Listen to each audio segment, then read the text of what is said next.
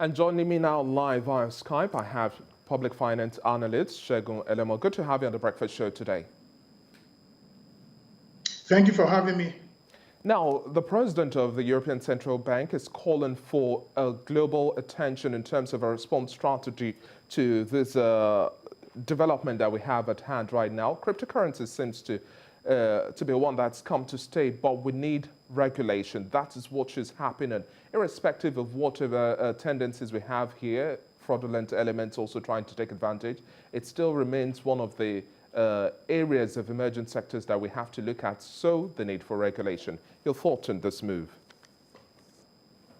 Thank you for that question. Cryptocurrencies, just like every other activity in the digital economy, yes, have to be regulated. And the struggle we're having with social media right now, different stakeholders in different environments calling for the regulation of the social media. I think it's just about the digital economy in general. There must be regulation, even though the digital economy is advancing human liberties and the freedom to do things. And just like this cryptocurrency is called, freedom money, allowing people to bypass,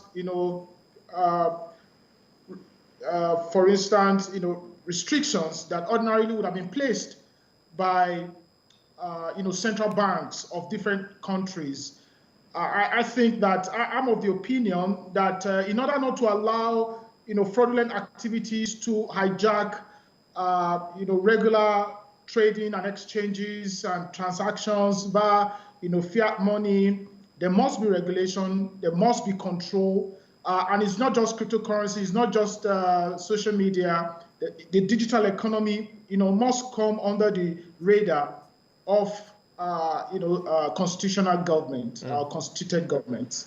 Well, the digital economy is fast evolving, and we cannot but also play catch-up. And we're talking about rules and regulations guarding all of the emerging sectors of the economy. One of the biggest questions and the argument being pushed now is that instead of a total ban, we ought to see efforts towards profiling, working with data. This was the line of conversation we had yesterday, and after the news broke, do you think that we have the capacity now to work with data and then align so that we know who is trading in what sector of the digital space, what is the volume of transaction, how do we track it? Because the problem here is that these are untraceable or untrackable elements we have.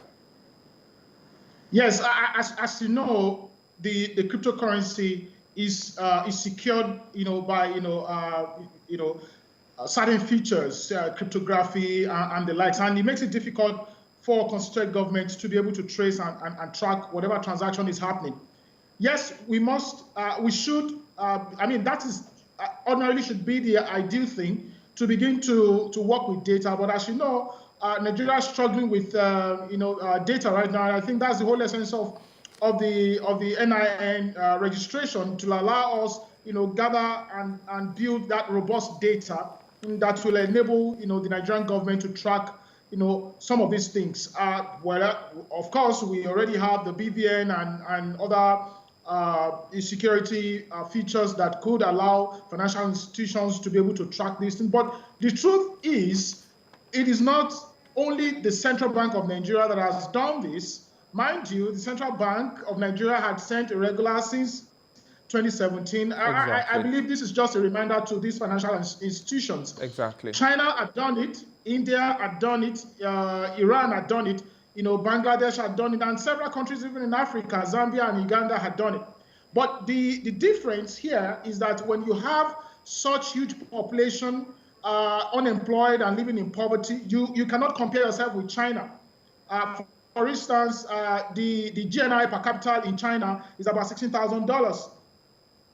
In India, it's about $6,000, and in Iran, it's about $12,950. But in Nigeria, it's less than $5,200. So if you are going to take similar policy direction with countries like China, India, and Iran, you must look at the domestic situation and see. And for me, is that Nigeria must begin to explore the digital economy to lift people out of poverty and bring people into employment. And talking about exploring the digital economy, now we see Nigeria also ranking quite high in terms of the volume of transactions in the cryptocurrency space. We see remittances as much as $200 to $300 million weekly. Why is this a concern, the volume of this dollar quantities that we are having coming into the country? Why is this so much of a concern for the country? Some would say, well, we have to deal with inflation, we have to look for safe havens, we have to look for investment plans that are sustainable, we have to make quick cash because the economy at this point in time is bleeding. So why is the government worried? Well, I think the government has to be worried. Even if the Nigerian government is not worried, the inflows, wherever these monies are coming from, mind you, you had said earlier that even the United States is worried, and I saw something around whether the FBI is instructing the Nigerian government to take action on, crypto exchanges. Yes, the Nigerian government has to be worried because if these inflows are coming from abroad and it's untraceable, untrackable, then there must be some kind of worry. And if it's going to impact the economy, mind you, the CBN has a duty to protect the monetary space and ensure that the regular money, the fiat money, does not come under any sort of pressure or of any kind, or whether inflation, it has a responsibility to also control inflation. So I think the Nigerian government has legitimate reason to be worried, but there must be innovation around this whole crypto economy. I think that at some point, governments of different countries will start issuing, cryptocurrencies. Thank you very much so much for your contribution on the show today, Olusegun Elemo. It's been a pleasure speaking with you. And the CBN still remains the regulatory agency, the apex bank, and it will exert its pressure when it needs to. Thank you very much once again for your time on The Breakfast Show.